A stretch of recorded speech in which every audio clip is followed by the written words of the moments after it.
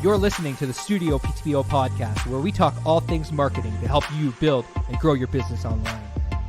Welcome to the latest episode.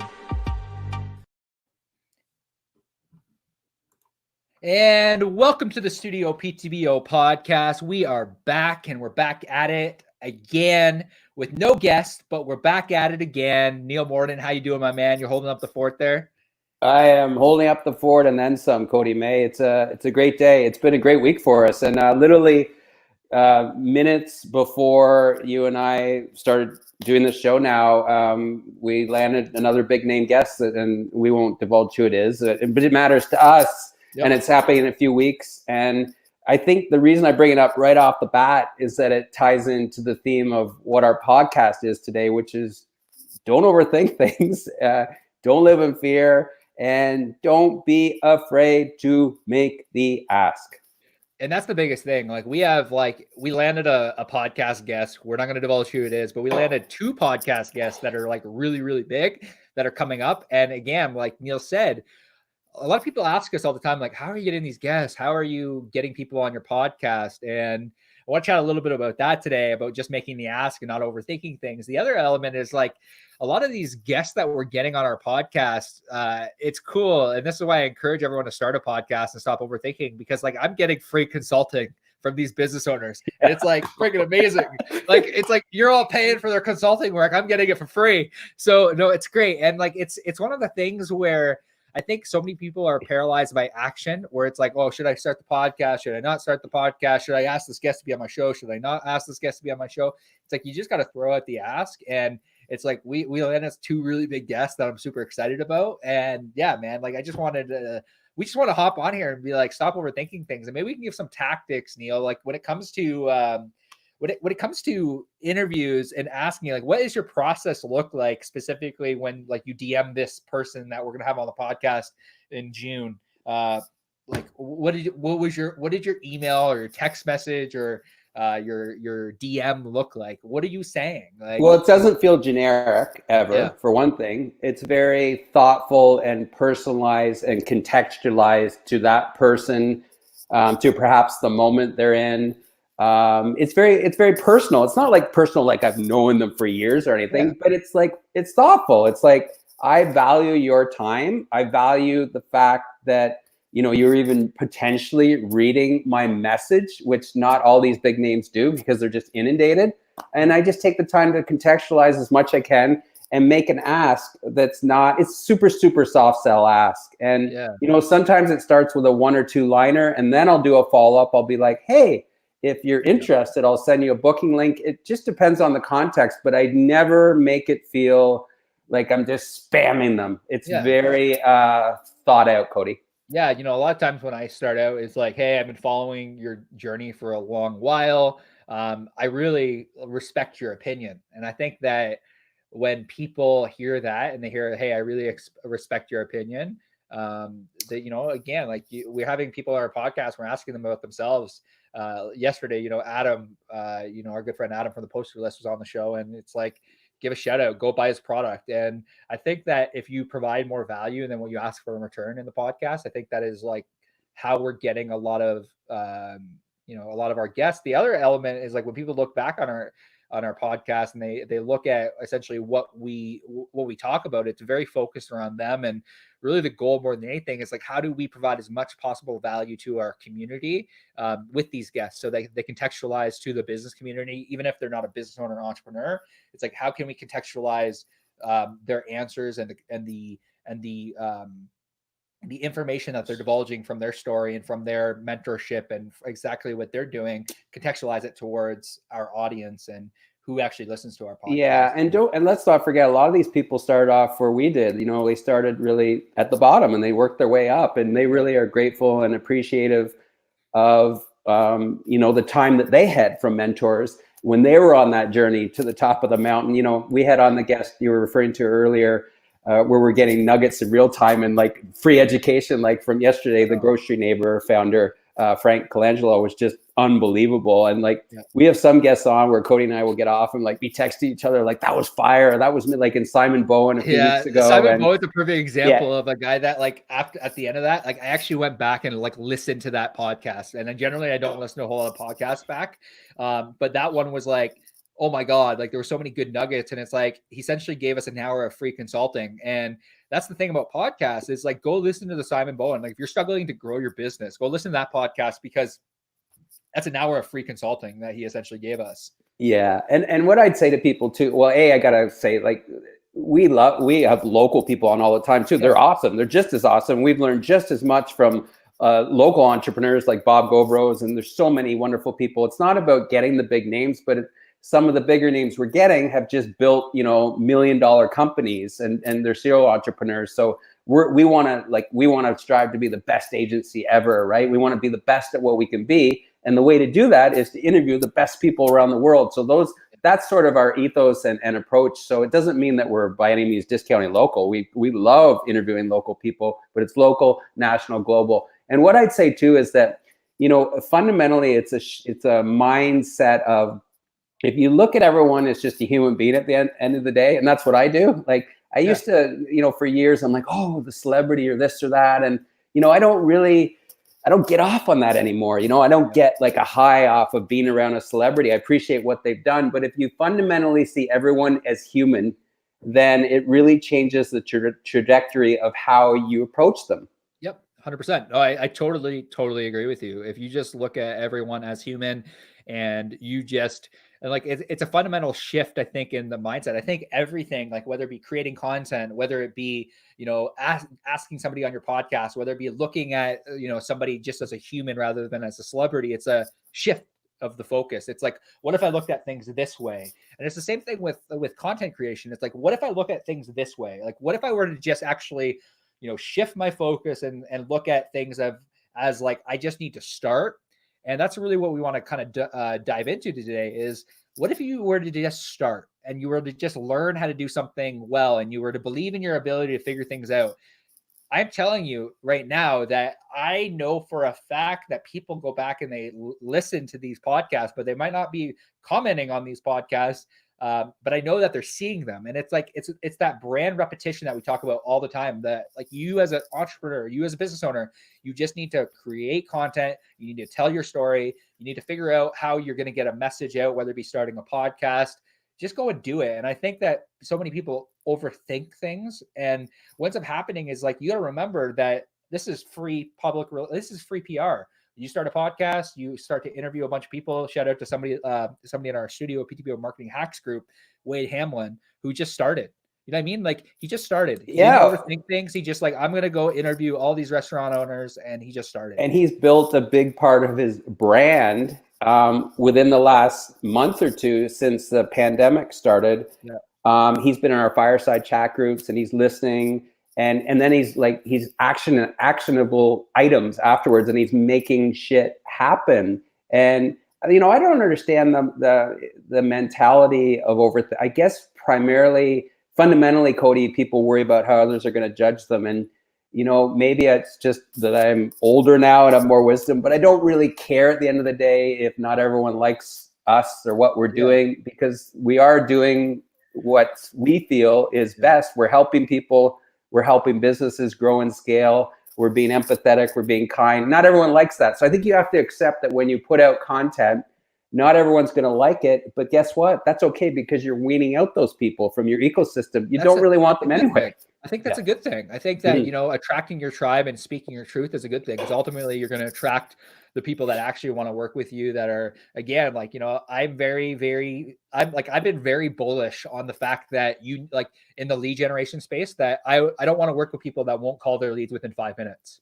I don't want to work with those types of people, because if you don't see value in following up with a lead, then again, it's like, it's identifying the types of people that you want to draw into your inner circle and working with those types of people. I think it's something super important. And I think ultimately when you create content, I heard somebody say this the other day that really, really stuck with my mind, because I think we use this term branding a lot. It's like, oh, build your personal brand, build your personal brand. It's like, all you're doing is building your reputation.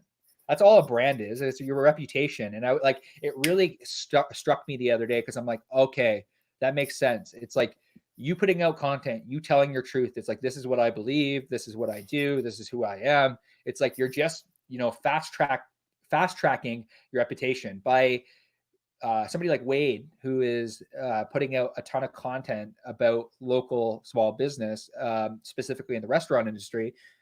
We know that's a portion of who he is. He started that. He's passionate about it, and it's building his reputation, his brand in the community. And I'll give you the best real world example of that's happened over the last 3 weeks. So my foundation's always been, I think it starts with your tribe. Like you surround yourself with 5 people who can impact you the most and are positive, supportive, but push you too, to inspire you. And it starts from that framework in your community. And for me, community, all the businesses I've started have been around community, and then we've scaled. But over the last 3 weeks, we put together a TV special, which is airing on your TV this weekend on Facebook on PTBO Strong page. And it's called COVID, and it's a 2-hour special that's going to raise money for mental health initiatives in Peterborough. But you wouldn't believe, Cody, like, I'm like, how are we going to get these people and these people and these people to do these songs for this one special, like reaching out to people like Trevor McNeven, Melissa Payne. They're all in right away. They're like, yes, Mariam Monsaf, Dave Smith, the mayor. Like, and that's just proves to me again that, when you surround yourself with people who really understand you and it's karma. I think it's karma, right? Yeah, so call it whatever you want. Like, it's like, it is karma. Like at the end of the day, like whether you have a spiritual background or whether it's just the universe. The universe, I think at the end of the day, again, like everyone that we interview, I ask them like about mindset, about what type of perspective does it take in order to be a good, an entrepreneur that actually, experience success in their business. And it's interesting because over and over and over again, I hear success leaves clues, success leaves clues, success leaves clues. And it's so true. It's like the people that are putting out content that are really growing their brand, growing their reputation, growing their business. It's like follow the blueprint of how they are doing it. It's like the blueprint's out there. You just have to go find it. And the same thing with, that people say, where it's like, well, what did I do in order to start creating content? Like if you look at my backstory, like with Create Your Purpose prior to StudioPTBO, the reason that I am on this live with you right now is because I started producing content. Yeah, 100%. Like how I discovered Cody was really Create Your Purpose brand. Yeah.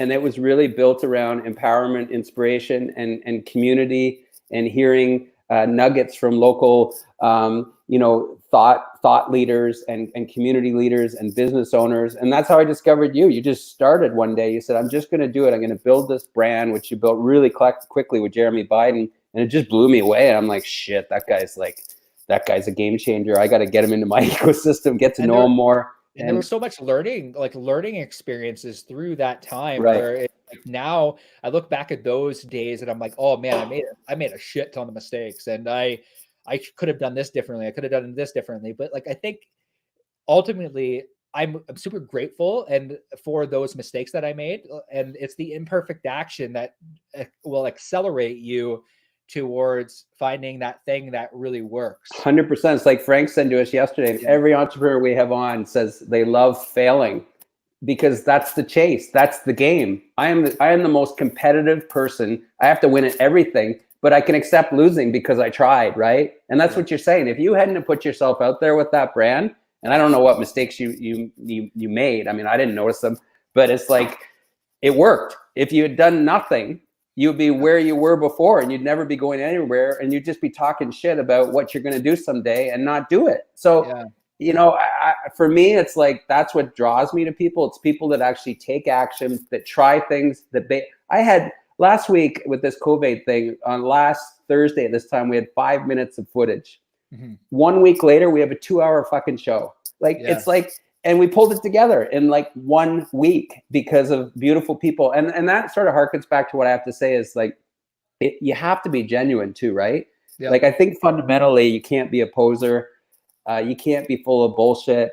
People can tell, right? The consumer, your friends, your potential friends, Yeah. can tell if you're just if you're poser, if you're faking, right? You totally have to be true to who you are, because ultimately, like who you are is going to eventually come out.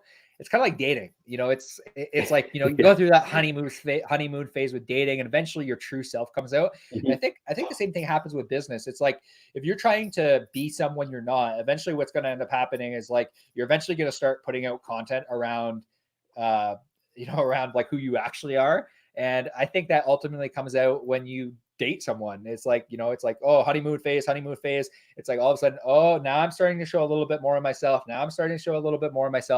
Ultimately, at the end of the day, like for example, I think the best example is, some people are going to be turned off by the fact that you swore on this podcast. And that's okay, because but I can't not be true to who I am.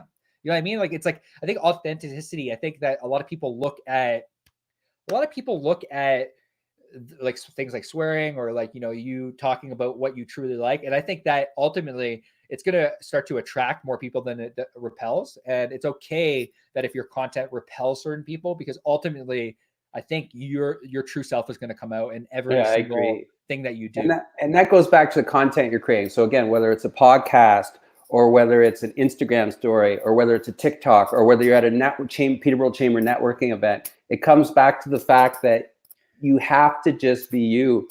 And it may sound so simple, but that's being you is what's going to attract the people who are attracted to your kind of personality. It's as simple as that. It doesn't matter who you are, what kind of personality you have. At the end of the day, you're gonna win according to the tribe that you attract. That's all I'm saying. So now we have a question. We have a question here that says, what goes into building a brand?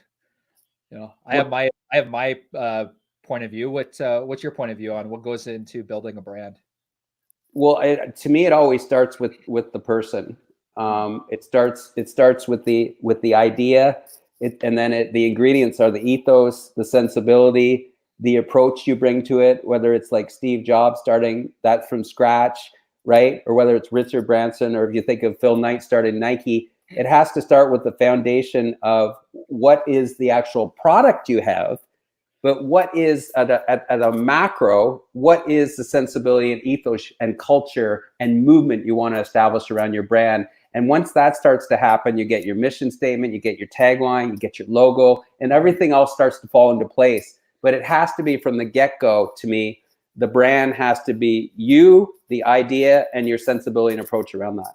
Yeah, no, and I totally agree with you there. I think that ultimately with brand building, like I said earlier, I think that it really needs to start with authenticity. And that's why I heard the other day somebody talk about brand, that like, don't get this confused. A brand, like if you're talking about a personal brand, it's just your reputation at the end of the day. It's like, tell your truth. And if we're talking about personal brand, it's a little bit different with a product, a product based company. Branding, obviously, like you said, is your messaging. It's creating, a logo. It can go into all the subsidiary content that you put out that kind of goes in with your original brand. But from a personal standpoint, it's just the content that you put out. It's like the story that you tell. It's here's who I am. This is what I do. This is how I do it. And it's the subsidiary content that really goes into building a personal brand. It's telling your truth at the end of the day.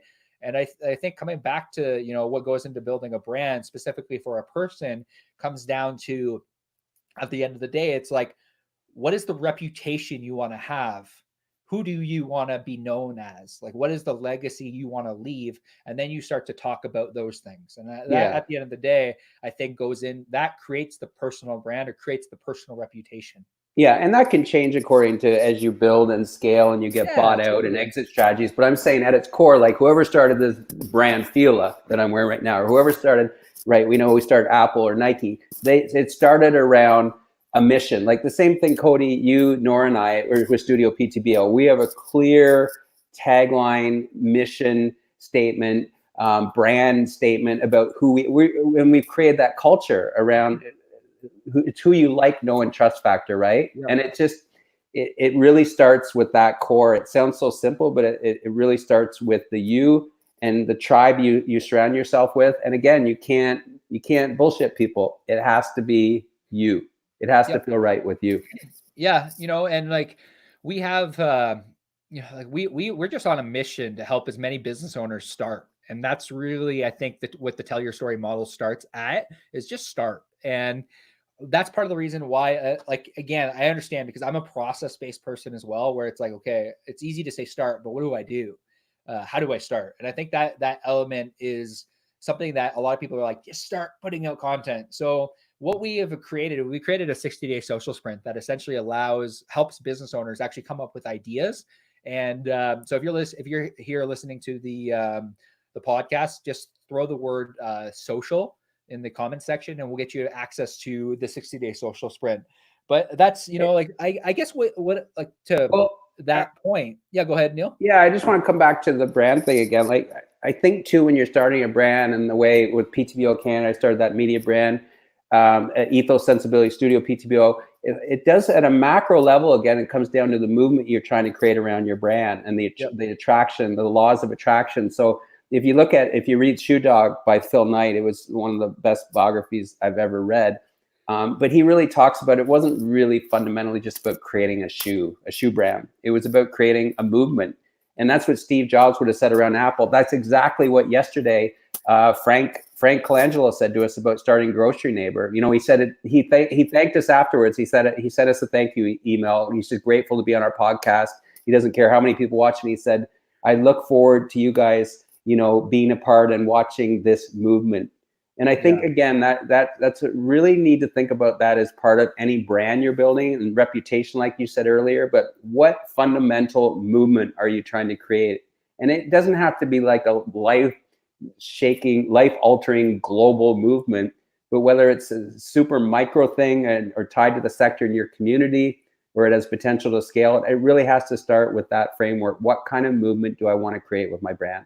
It's funny that you say the word movement, because and I'm actually searching through my phone right now, because I have something in my phone, and I'm hoping that I can find it fairly quickly. But if I can't, I'll try to essentially talk about it quickly. I think that all successful brands were created around a movement. All successful, really personal brands have been created around movements.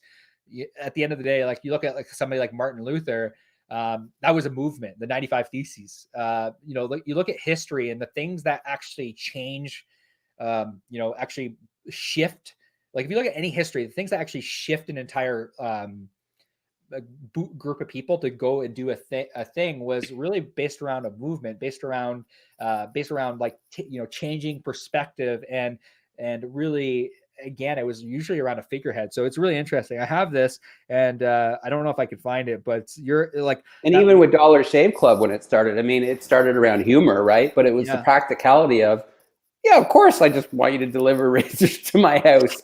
But it was how he approached it in that video, and getting, I think it's like 12 million views in the first couple days. So he didn't probably overthink it. It was a really clever idea that other people should have perhaps thought of, but he really played it in such a playful, humorous way. But there was such practicality to it that it created an instant movement. And I found this. I wrote this down. I have no idea who said this, so I can't even give him a shout out. But I think it was Russell Brunson. Okay. But he talks about charismatic movement. So every movement in history has an attractive character, a leader in the movement, and only one person in the industry. So he talks about how you can kind of turn a mission, like what your mission is, into a movement. So, and there's 4 key core functions to this: define and unify your tribe, provide a plan for your movement, be the person that defends against, and advocate for your clients. So essentially, it's like build a team, start a movement, simple plans, create a movement. It's like, what actions can the group of people, once you define who your tribe is, actually take? And it's like, this is really like the plans that get remembered get shared. And it's like, you really need to make it super, like we talk about all the time, the stupid, simple movement of tell your story model: attract, nurture, convert. And it's why we're working on so many different models to help explain what tell your story actually means, and what it does for a business, and how it helps grow the business. But again, how to turn your mission into a movement: define and unify your tribe, provide a plan for your movement, defend against, and advocate for your clients. A lot of what we've been doing is advocating for real estate agents. I love working with real estate agents. We're very we're very for real estate, and it's like defend against them. It's like, make sure that you understand the industry, make sure you understand, like, we're very for entrepreneurs. Like, that's why we hop on weekly calls with entrepreneurs and help them contextualize their marketing message. And why we're giving away free information is because, again, we believe in small business, we believe in entrepreneurs, and we're very bullish, and we're very transparent about the fact that we want to see entrepreneurs win. I really believe entrepreneurs are the lifeblood of economy. So, So again, go ahead. To finish up here, what I challenge people who are watching now or watching later is start. Yeah. If you're thinking about starting something, whether it's a spin-off of an existing brand you're doing, or, it could be a charitable endeavor, it could be something to do with like, coaching a team and a different, like, I don't know, but like start like Wade Hamlin did with his thing. Start somewhere and then tell us what you've started. Like DM us on Instagram or message us or email us and let us know what you're thinking of starting. No, not what you're thinking of starting, what you are starting. What you did. Yeah. Let us know what you did. Let us know the action you took. This podcast is all about action, taking imperfect action. It's like, when you have started, email us or send us a DM, or send me or Neil, send us a DM and say, hey, I started this. And we would love the opportunity to help you once you get started. Love it. Neil, man, awesome. I feel fired up because we've had so many great guests on our podcast over the last, couple weeks, and we're almost at 100, man. 100 episodes. We almost had 100, and we're going a lot harder on these, on producing content, because again, like, it helps build businesses, and we see it. So that's why we want you to start. We are for entrepreneurs. And if you're a business owner, an entrepreneur that is looking to grow and scale your business in the online space, we would love the opportunity to have you inside the Studio PTBO Marketing Hacks group. Just literally search Studio PTBO Marketing Hacks on Facebook, and you'll be asked 3 questions to get in the group. It's full of entrepreneurs that are just, hungry to grow. And every Tuesday at 11 a.m. Eastern Standard Time, we do Fireside Chats. And essentially what it is just contextualize business and marketing advice that really will help you take action. And that's really what we want you to do. It's a free training that we do weekly, and it's just a kind of more of a talk than anything. And we'd love to see you inside of the Studio PTBO Marketing Hacks group. Thank you, Neil, for hopping on here with me today to chat about taking action. Once you take an action, send us a message. We would love the opportunity to chat with you. Hope you have a great day. Thanks, Neil. And thank you for tuning into the Studio PTBO podcast. We will see you soon.